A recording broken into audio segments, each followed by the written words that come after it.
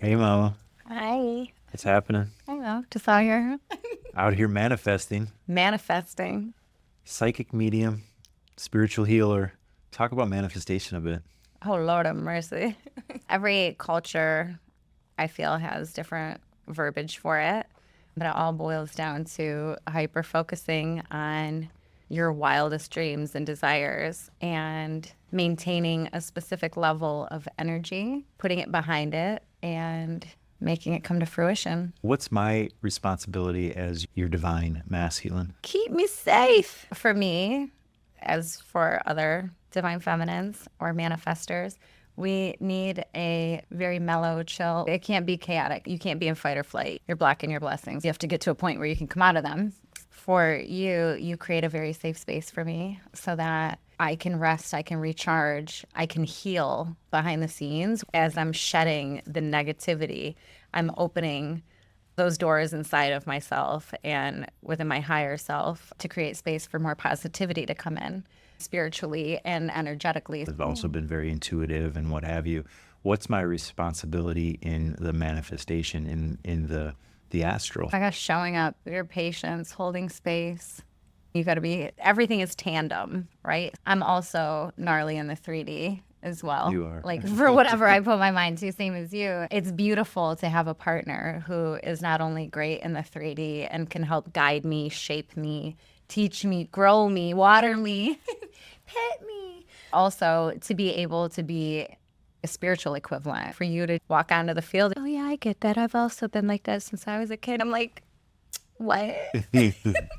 It's true. Very thrilling. That's what brought us together and the similarities of all the things we do. It's the serendipity of, and I said this before, of us is off the charts. I do have autonomy, but everything we do still points back to our manifestations, our visions, and our goals. Yeah. And also our family. Because like when I say like I have full autonomy or like I'm a Sag and I like to be doing things, I absolutely do. But there's nothing that I'd rather be doing than hanging out with my kids. So the things that I get to do beyond that when they're spending time away from us is hitting it hard to put the energy behind the Yeah, right, for the family. Like you're not out hanging out with your friends and No. I gotta go to the bar tonight. I gotta get. The only bars I go to is if I'm paid to be there.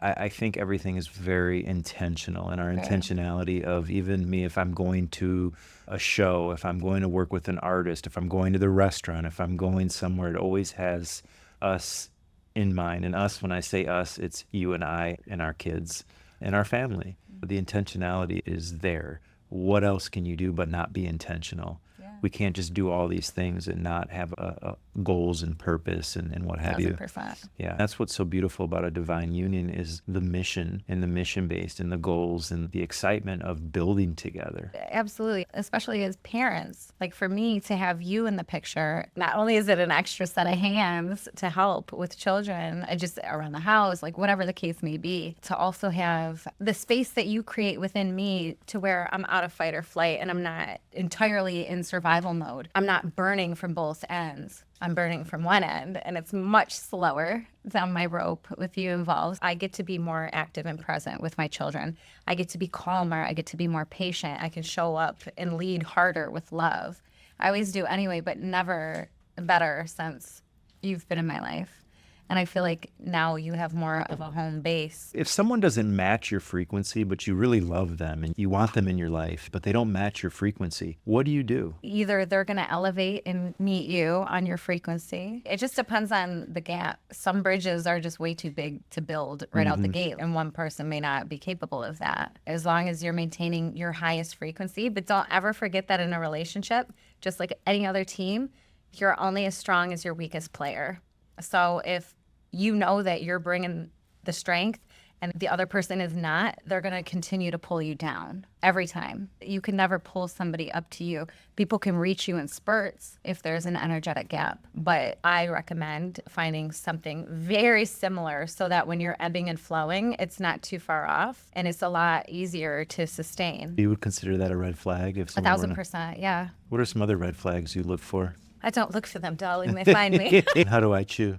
Like a little angel. An Italian angel. Most of the time. Sometimes if you're hungry, you go in. I'm a real man. Sometimes I'll go in and just have no Oh, you get down with the get down, but you're still an angelic being. So no matter what you do, it's angelic. thank you. I really truly appreciate that. Else is going on? What's happening? With me, Yeah. parenting, loving, get stuff done around the house. What are you most excited about right now? Right now, I am most excited that I feel like our families are really coming together. The kids are getting more involved in stuff. Our children are like a small little gang when they're together. So that's really cool to see. And It's just beautiful. What advice would you have for others that are merging families? Just be open, be patient. It's about your relationship, but it's not about you. Like your family was your family. The dynamics and everything were that way before I came into the picture. So you can't jump into somebody's life and steamroll just the same way you organically coming into our life. You just allowed it to be what it was. Like I wouldn't even let him in my house the first couple months I met him because I was like, no, like this is where my children sleep. This is my home. If once that piece is taken, once the energy is tainted, that's it. Because of my past, I was like, that's not a risk I'm willing to take, even inviting an energy into our force field until I knew. I respect that. I think that's something that you can't introduce kids too early on unless you really know, especially at what we've gone through in life, the past relationships we've had.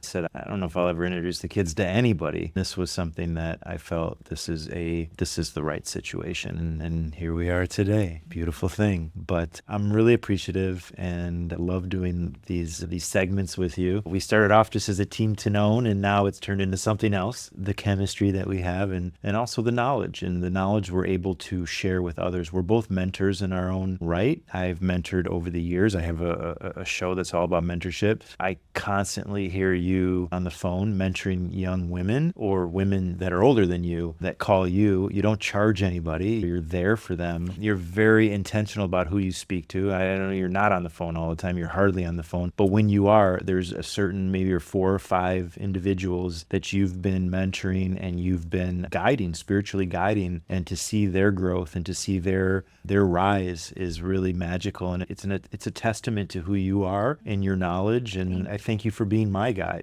I appreciate you. Thank you.